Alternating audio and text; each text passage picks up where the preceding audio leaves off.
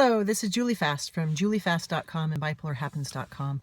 I'm the author of the books Loving Someone with Bipolar Disorder, Take Charge of Bipolar Disorder, Get It Done When You're Depressed, Bipolar Happens, and the Health Cards Treatment System for Bipolar Disorder.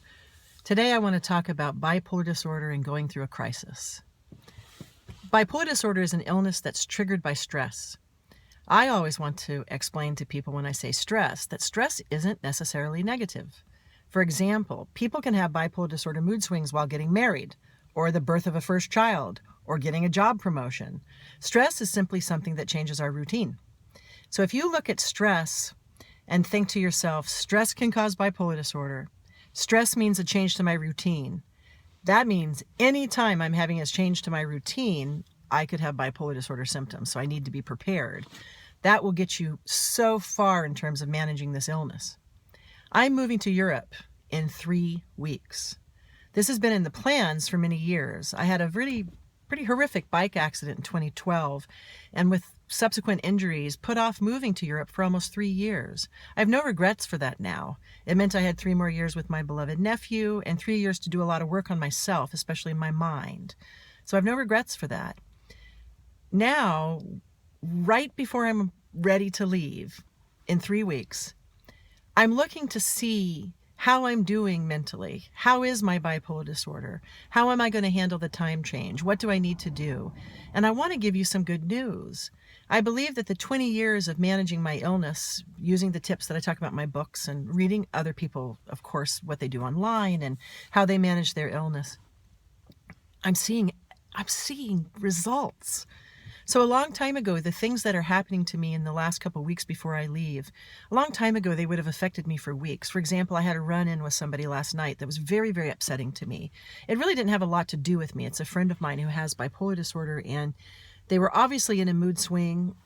And I know better than to get involved when someone's in a mood swing, but sometimes it happens.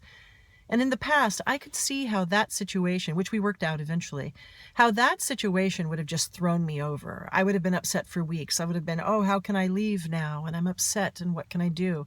I'm finding my brain is so much more resilient than it used to be. This definitely was a progressive process. So for many years, when I was younger, my bipolar disorder started at 17 with a hypomanic episode. Had a hypomanic episode at 18, and my first extremely severe suicidal depressive psychotic episode at 19. I'm 52 now, so I've been living with this for a long time. So many, many years ago, if something happened to me, my response time of getting better would be sometimes years. So let's say a bad breakup. Sometimes a bad breakup would take a year of my life for me to get myself back on track. Eventually, I would get it down to like 9 months, and then 6 months, and then 3 months. And events that in the past that would have knocked me out, would have made me cry, become suicidal, not being able to get out of bed. Eventually, I would use my system that I'd created, and I'd get that down to 1 month, then weeks. And now I can honestly say where I am in life. I still have bipolar disorder. I had a it's a hard word to say. I had a plagiarism situation a couple of weeks ago that just put me into an episode like you would not believe, but it only lasted for about 4 hours. I know for sure that 10 years ago, if somebody had taken something from me, put it online without giving me credit, etc., I would have lost it and probably would have gotten sick for months. Not anymore. I manage now during a crisis to maintain who I am inside of the crisis. So my bipolar disorder revs. I cry. I have paranoid thoughts. I believe people think that, or people are following me, or that someone believes that I'm faking something, or I get thoughts such as, what's the point of life? Or I start to get hypomanic, where I speak too quickly. So many kind of symptoms that come up during a crisis. But I'm holding on to myself during those crises now. I never was able to do that. Bipolar disorder would grab me and shake me like a rag doll and just throw me in a heap and just let me sit there and rot for years. That's how it felt. I felt that bipolar disorder completely controlled my life. And over the last 20 years, I've taken that control back. 3 weeks to go before I go to Europe. And I have thoughts, oh my gosh, something's going to happen. And am I making the right decision? And what do I need to do?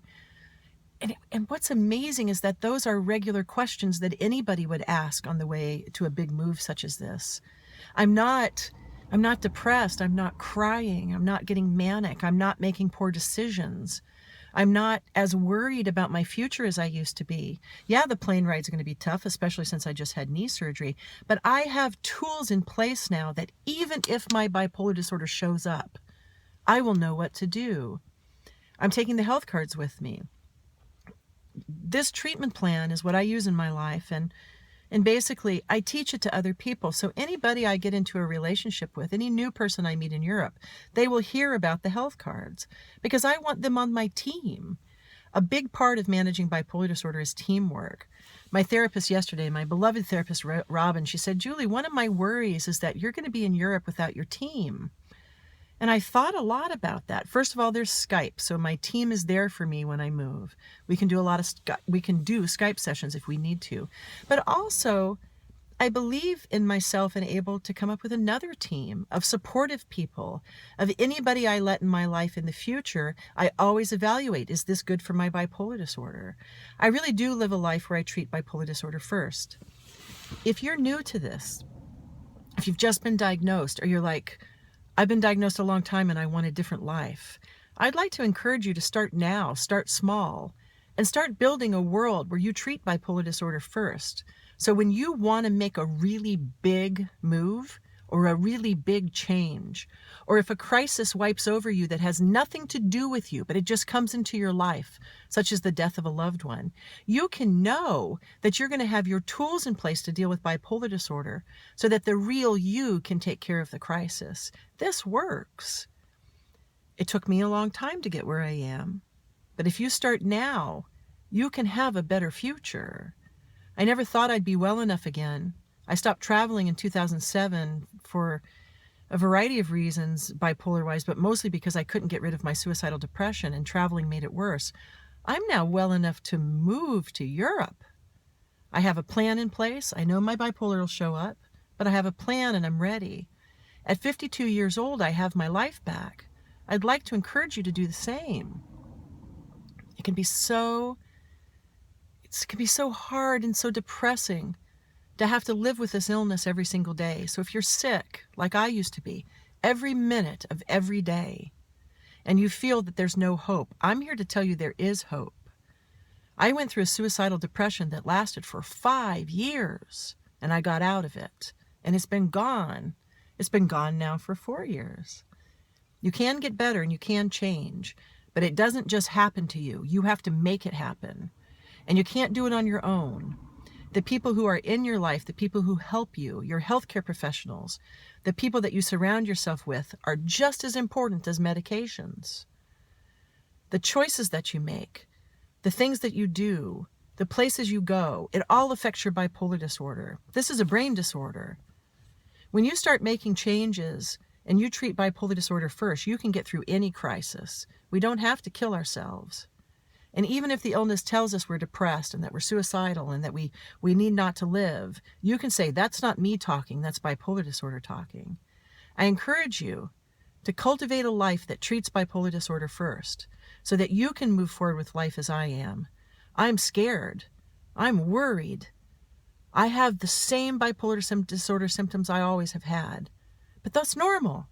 I have a genetic illness called bipolar disorder, so fear and worry and depression and mania are just part of my life, but I've learned to control them, and you can too.